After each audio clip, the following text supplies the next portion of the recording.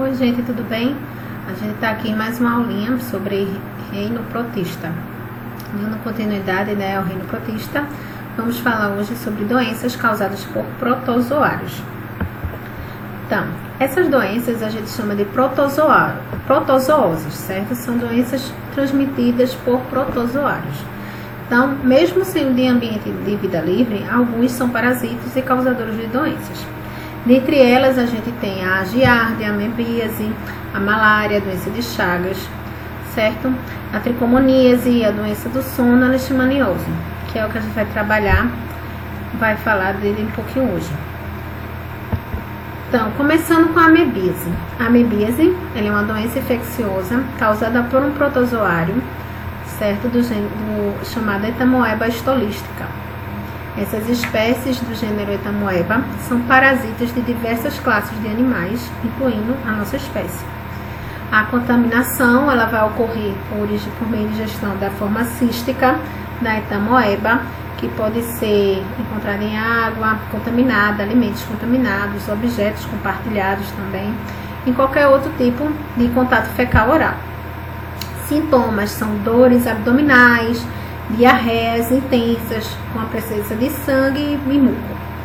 O tratamento é feito pelo uso de medicamentos que combatem o protozoário, além dos sintomas como febre, náuseas, etc., certo? Que eles vão combater.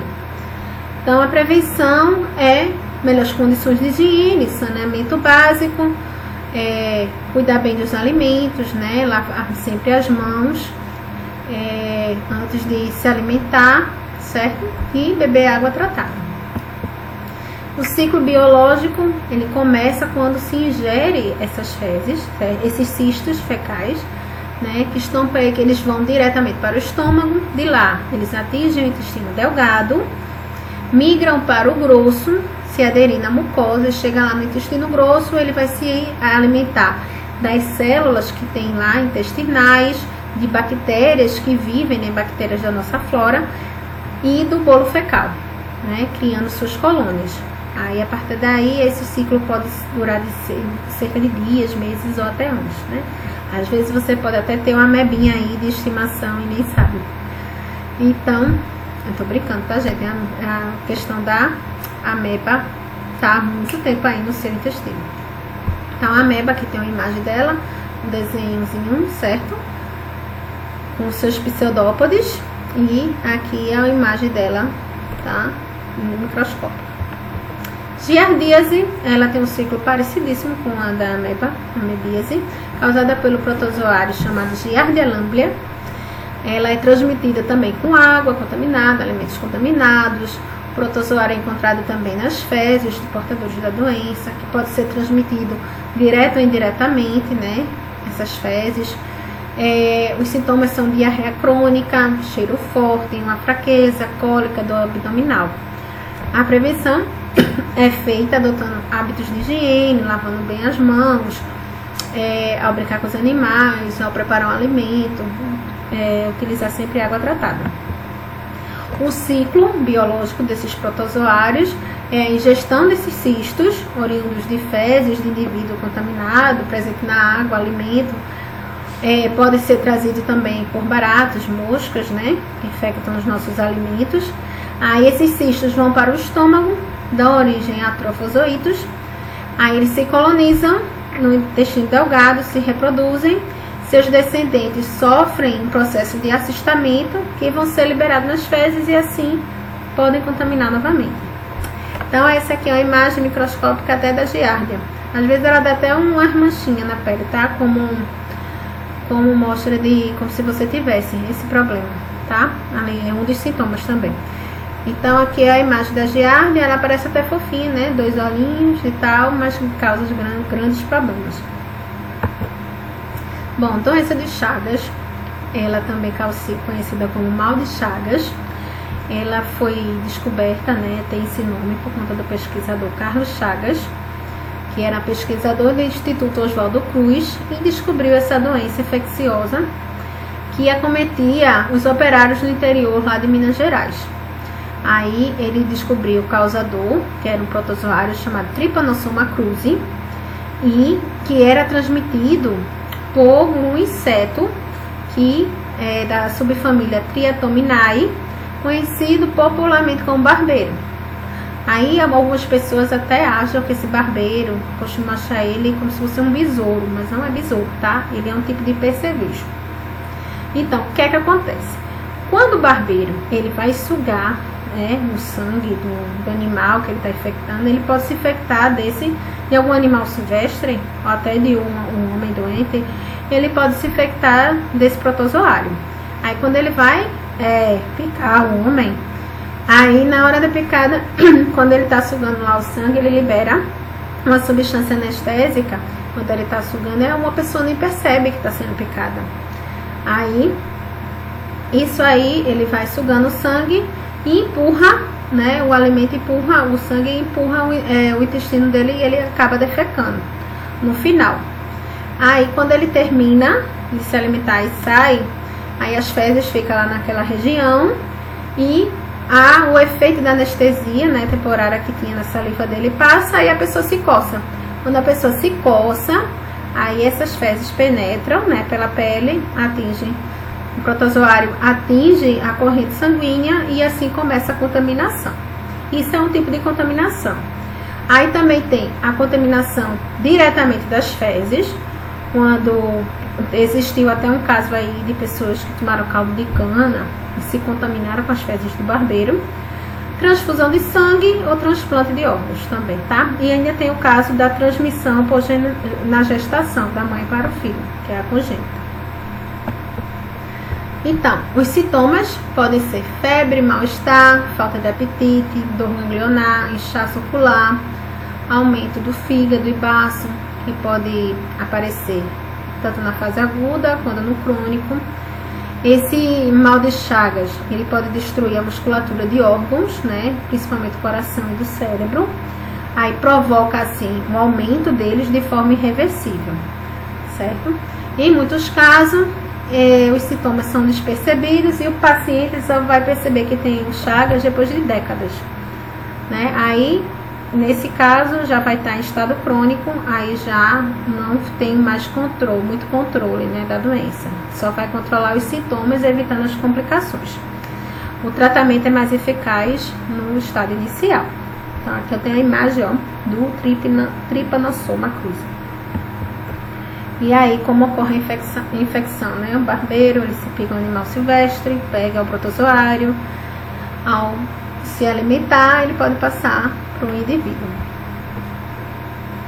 Leishmaniose, a gente tem dois tipos, a tegumentar e a visceral, tá?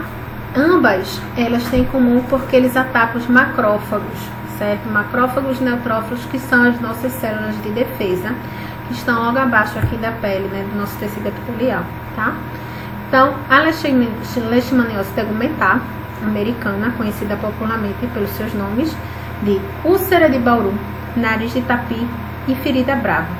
Ferida brava é mais comum porque, quando ela atinge os macrófagos, certo, os neutrófilos, aí começa uma ação inflamatória.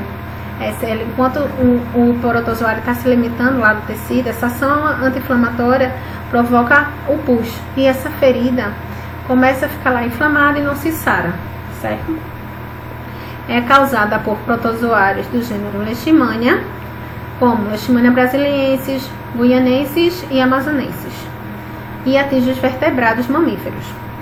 Fêmeas do mosquito Lutisomia são os vetores dessas e podem ser chamados também de mosquito palha, birigui, cangarinha, depende da região, bereberê, asa branca ou asa dura.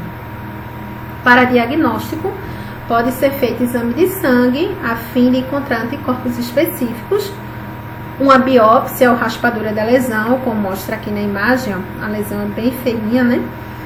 O tratamento é feito não só visando a cura clínica, mas também o impedimento que essa doença se agrave, tá? A visceral, ela também ocorre a destruição dos macrófagos, como eu falei, só que vai ocorrer nos órgãos internos, certo?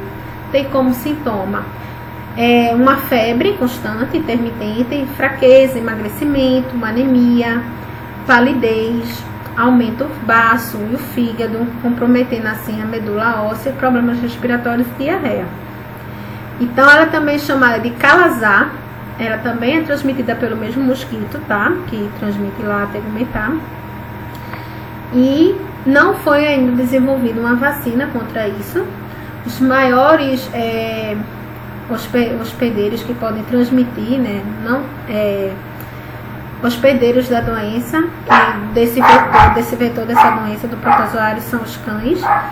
Por isso que ela também é chamada de doença de exterminação dos cães, que pode causar a morte dos cães, porque quando os cães são de rua e não tem dono, ele pode acabar, né, sendo sacrificado.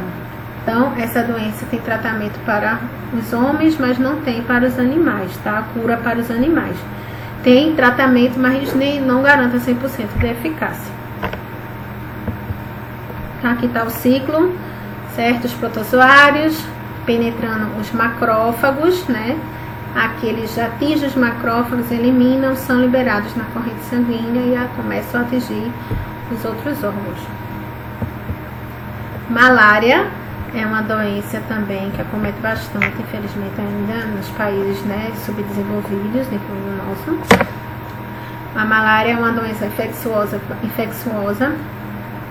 febril, aguda, causada por um protozoário do gênero Plasmodium.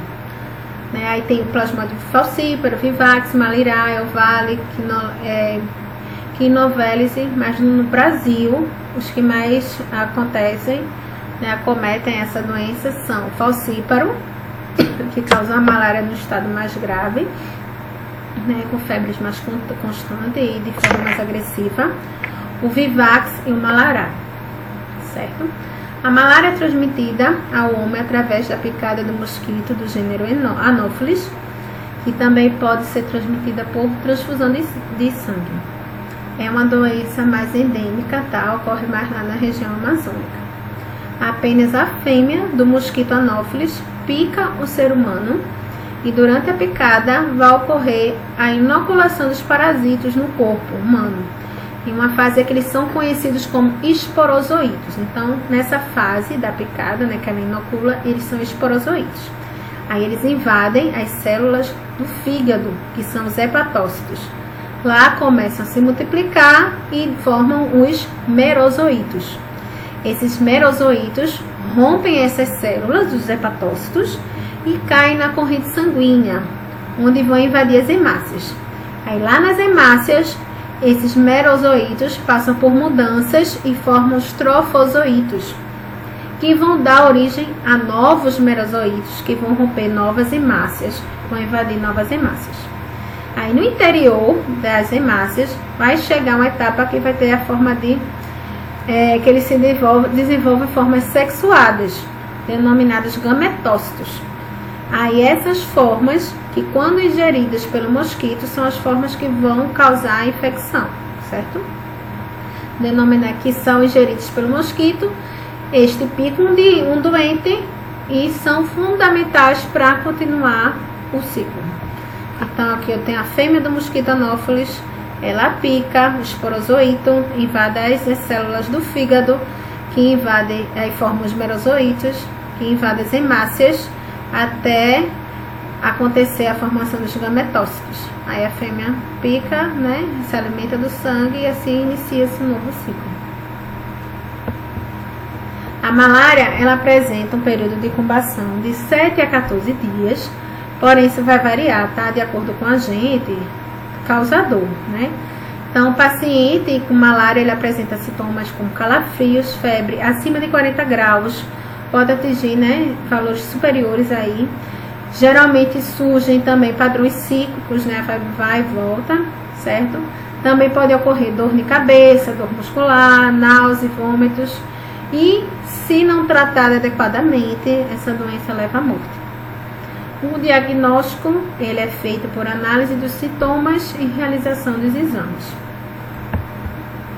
Doença do sono. Eu achei interessante colocar essa doença aqui, apesar de não acontecer, né? Não ser endêmica da nossa região, então, do nosso país. É uma doença, a doença do sono, ela acomete mais lá na região africana. Então, ela é chamada também de trypanosomíase africana humana. é causada por um protozoário Trypanosoma brucei, que possui duas subespécies, né? O Brucei rhodesiense e o Brucei gambiense. Então, a primeira causa uma forma mais aguda da doença, tá? O Brucei rhodesiense é a forma mais aguda. Os vetores são moscas, certo? Respectivamente por meio de picadas dessas moscas que transmitem o parasita. Ela é conhecida como Tzitzit, tá? Mosca do sono.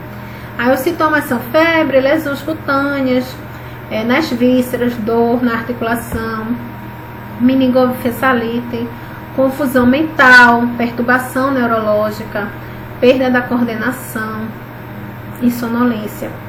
Mas esses fatores aí vão variar, tá? Também de agente. Também são verificados fadiga, dor de cabeça e inchados nos nódulos, né? Nos linfócitos, nos linfonodos. Inicialmente a doença não causa sintoma, mas se não tratada pode causar óbito. Tricomoníase é uma DST, ou como a gente chama agora, infecção sexualmente transmissível, IST. É transmitida entre parceiros, tá? Que não utilizam proteção adequada e pode atingir tanto homens quanto mulheres. A infecção ela atinge a vagina, o útero, o pênis, a uretra. Se não for tratada, pode dar doenças mais sérias, né? Outras doenças como vaginite. Também pode aumentar a chance de desenvolver um HPV, né? De transmitir um HPV, um HIV, uma sífilis, entre outros.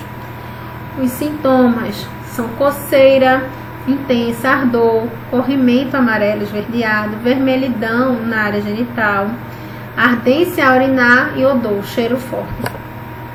O diagnóstico nas mulheres é feito pelo exame Papa Nicolau e em outros casos pelo sangue. No homem ela é mais assintomática. No caso da mulher é que mostra mais os sintomas. Por isso que o tratamento é importante que os dois façam. Toxoplasmose é uma doença causada por um protozoário, o Toxoplasma gondii. Os felinos são os únicos hospedeiros definitivos, tá, desse toxoplasma e desempenham assim um papel fundamental. Durante o ciclo do Toxoplasma gondii, a gente vai observar três estágios diferentes, tá? Três estágios diferentes: o oocisto, o taquizoítos e os bradizoítos. Os oocistos, eles vão conter os esporozoítos. São estágios formados do ciclo intestinal que vai ocorrer lá nos felinos. Então, os felinos são infectados, geralmente quando eles ingerem carne mal passada ou de outro hospedeiro, quando eles vão buscar outro tipo de alimento, né? De roedores, aves que estão contaminados com esse protozoário. Aí eles adquirem. Aí, nas suas fezes, eles eliminam esses cistos. Então, posteriormente, os brazoítos invadem a mucosa do intestino, diferenciam e se reproduzem. Aí o oocisto é formado e eliminado na forma de fezes, tá? Inatura nas fezes dos felinos. Aí depois inicia-se o processo de esporulação, que é o processo de infecção. Aí os hospedeiros intermediários infectam-se, né, disso, ao ingerir esse oocisto, tá? Ao ingerir o oocisto dessas fezes. Então, o definitivo é o gato. Os outros animais são intermediários. Ela é transmitida para o homem, principalmente devido à ingestão de oocisto, que pode estar presente no solo, na água e alimentos de origem vegetal, ou por meio de ingestão de carne apresentando esses cistos. No caso do homem, não podemos deixar de citar a transmissão também congênita, né, da mãe para o bebê. Tá? Agora, mesmo o gato sendo definitivo, gente, não quer dizer que a gente não vai deixar de criar um gatinho, vai cuidar com amor e tal. Não, a gente pode ter, tá? É só manter os cuidados de higiene, cuidar também da alimentação do nosso felino, para que ele não fique doente e não possa transmitir nada também, né? Então, na maioria dos casos, a toxoplasmose é uma doença assintomática, não tem grandes sintomas, né?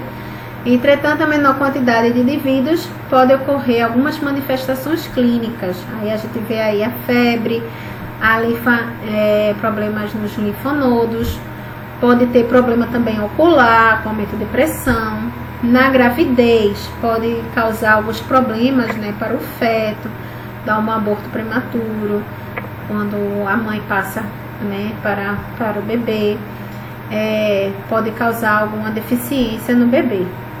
E ela pode ser prevenida, certo? Com medidas simples. No caso aí da mamãe, um pré-natal adequado, né?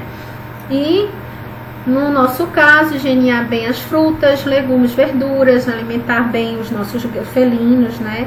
Com ração para evitar infecção. Nunca alimentar gato com carne crua ou mal passada, para ele não ter esse costume de se alimentar, né, fora, e poder ocorrer o caso dele se contaminar com esses cistos. Cozinhar bem os alimentos, não comer carne crua ou mal passada e evitar, gente, o contato com as fezes dos felinos, tá? Bom, eu espero que vocês tenham entendido, compreendido. Qualquer dúvida, deixe nos comentários, certo? Ou entre em contato comigo. Até a próxima, gente. Tchau!